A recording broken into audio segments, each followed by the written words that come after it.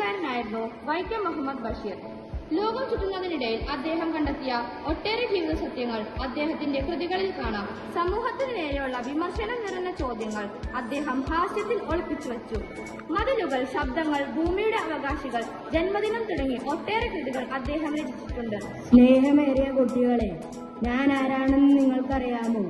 ഞാനാണ് ബഷീർ, വൈക്കം മുഹമ്മദ് ബഷീർ. നിങ്ങൾക്കായി ഇന്ന് ഞാൻ ഇവിടെ കൊണ്ടുവന്നിരിക്കുന്നത് എൻ്റെ കഥകളിലെ ചില വിചിത്രമായ മനോഹരമായ കഥാപാത്രങ്ങളാണ്. ആദ്യമായി പാത്തുമ്മയുടെ ആട് എന്ന നോവലിലെ പാത്തുമ്മ.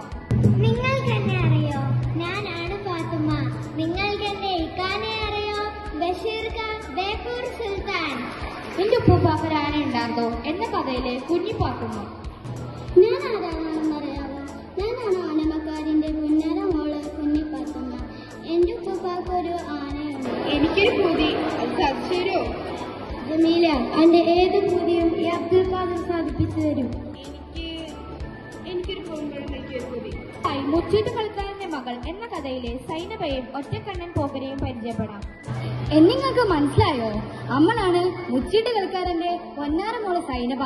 അന്റെ ബാബാക്കൊരു പേടിയുണ്ട്. ബാബാനെ മുച്ചീട്ട് കളിയിൽ തോപ്പിച്ചാൽ എനിക്ക് മണ്ണ് മുത്തപ്പയെ കല്യാണം കഴിക്കാൻ കഴിയുള്ളൂ.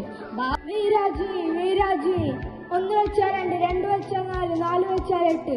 ആർക്കും വെക്കാം, എങ്ങനെയും വെക്കാം, എപ്പോഴും വെക്കാം. പേര് പറഞ്ഞില്ലല്ലോ. നാരായണി. സുന്ദരമായ പേര്.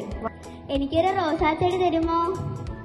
നാരായണി, എങ്ങനെ അറിഞ്ഞു ഇവിടെ റോസാ ചെടി ഉണ്ടെന്ന്? ജയിലല്ലേ, എല്ലാവരും അറിയും. രഹസ്യങ്ങളൊന്നുമില്ല. ബാല്യകാല സഖിയിലെ മാഷിനെയും മജീദിനെയും സുഹറയെയും കാണാം.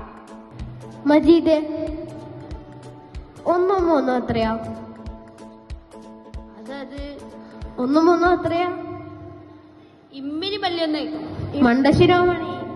1 3 എത്രയാണ് ആർക്കും അറിയാത്തത്? എത്ര വട്ടം പഠിച്ചത്? എന്താ കണക്ക് പട്ടികയും കൊണ്ടിനെ പട്ടികയും? നാരായണപിള്ളർ എത്ര വട്ടം പറഞ്ഞതൊന്ന് ആലോചിച്ച് ഉത്തരം പറയാൻ. പ്രേമലേഖനത്തിലെ സാറാമ്മ എന്ന കഥാപാത്രത്തെ പരിചയപ്പെടാം. ഇതാരാ മിസ്റ്റർ കേശവൻ നായരോ? നിങ്ങൾക്കെന്താ സംശയം?